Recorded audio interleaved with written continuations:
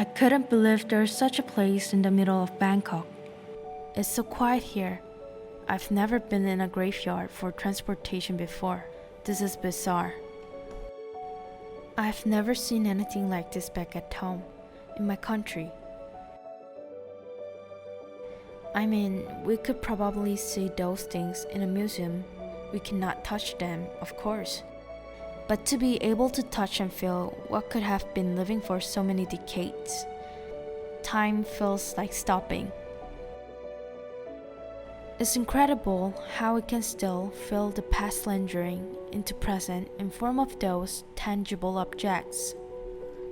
Looking at these trains make me wonder. They used to live and serve, and now they're here. Is that all what will be left behind?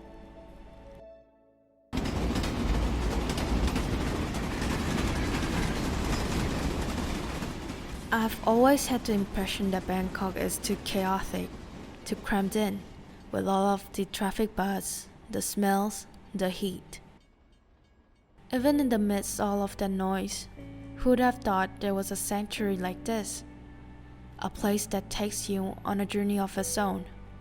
Those vivid, unused trains emerging themselves into tranquility of time and almost forgotten. All ruined and somehow rough. Those trains rest in a desolate area, and yet we found there were still vivid colors, the well-preserved adventurous spirit, especially life, in form of nature. Transportation is a part of busy Bangkok city, always in rush, always crowded.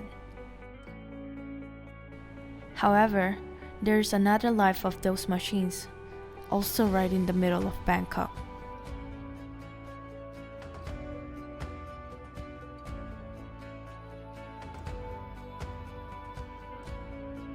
From that railway at World War II to one of the oldest train stations in the world, Thai Railway has been carrying a thought-out national history with each of the train ride. But what is left behind is even more amazing.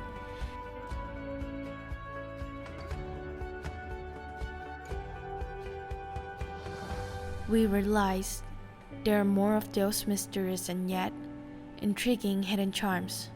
We wanted to explore more. We're 3 students from different countries. We have been living in Bangkok City for such a long period of time. And if anyone ever asks us, how does it feel like living in Bangkok? I can tell them now a different story. The story of us exploring those graveyards.